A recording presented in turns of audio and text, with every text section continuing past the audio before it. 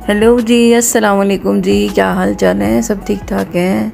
सब उठ गए हैं? आज हम भी लेट ही उठी हैं, दोनों माँ बेटियाँ, और अभी तक लेटे हुए ही हैं। इनके बाबा जिम चले गए हैं और अब हमारा दिल नहीं कर रहा उठने को।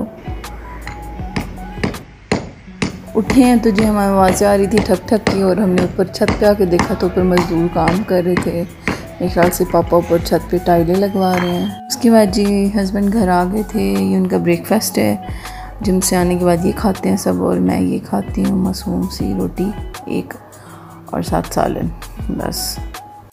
फिर जी उसके बाद जी हमने खाना खा लिया था। इरहा तंग कर रही थी, इरहा को बुखार चढ़ा हुआ था, बहुत ज़्यादा तबीयत ख़राब थी। फिर हम ऊपर आके रेस्ट किया, और रेस्ट करने के बाद फिर मैं नीचे आई और इस इरहा का पानी बॉईल करना था, वो रखा।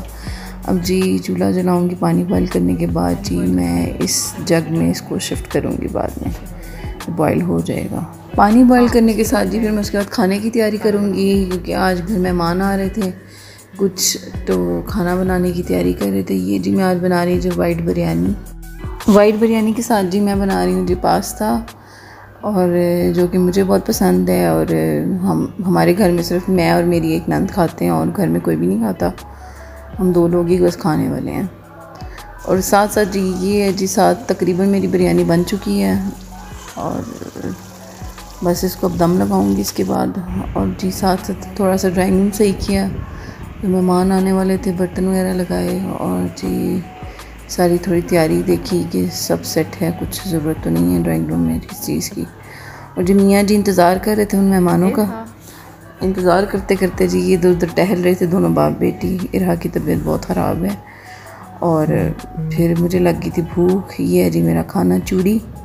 खाना खाने के बाद फिर हम इरहा को जो है हॉस्पिटल ले आए थे, क्योंकि इसकी बहुत ज़्यादा तबीयत ख़राब थी, इसका बुखार उतर नहीं रहा था, और हम इसको बहुत परेशान हो गए थे। पहली दफ़ा इतना ही बीमार हुई।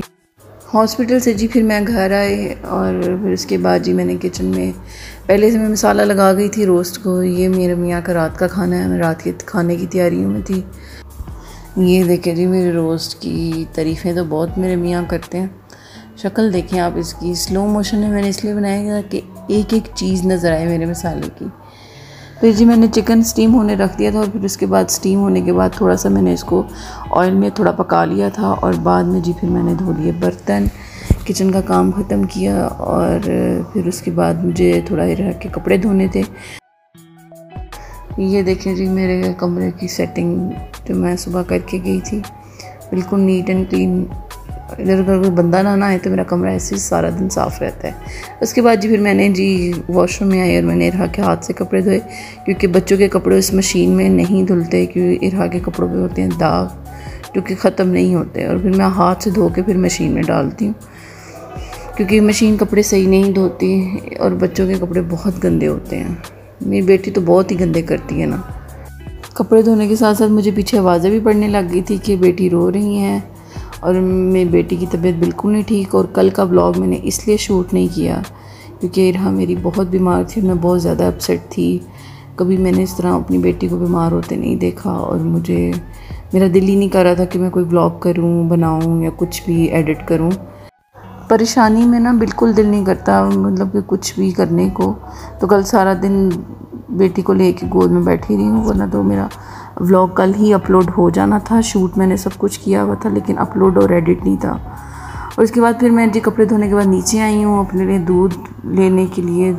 दूध पीना था, रात को मैं दूध पीती हूँ, और साथ थोड़ा सा किचन में काम था मुझे।